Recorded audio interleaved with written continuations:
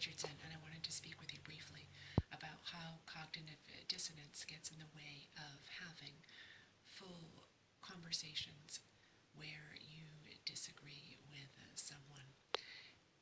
When you experience cognitive dissonance, what happens is your brain has already made a decision as to what is the right thing to do.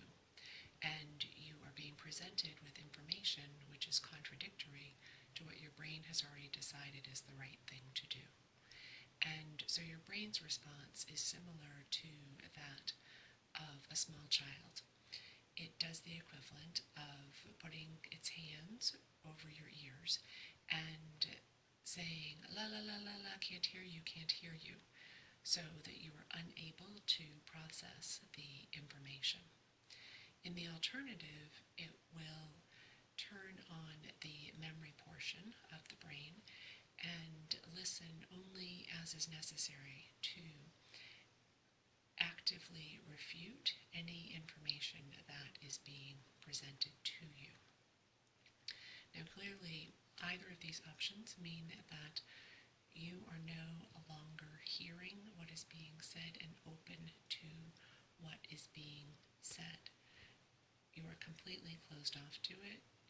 To the extent that you are listening, it is only to refute it, and you may not be even listening. So if you get to that point in conflict with someone, then please recognize what is happening and ask to take a break.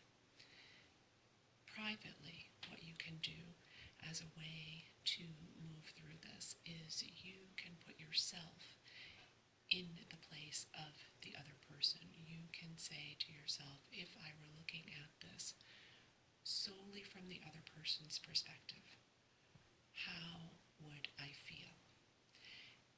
Your brain will still try to take over at this point and may remind you that the other person is a jerk, that the other person is stupid, that the other person is biased, and will do all that it can to not sit in that position because it's very uncomfortable for your brain. Your brain has already decided what is the right decision.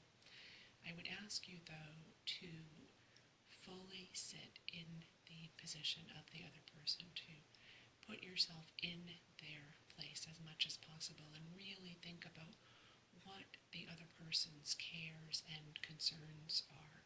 What is motivating the other person? What are the core beliefs of the other person?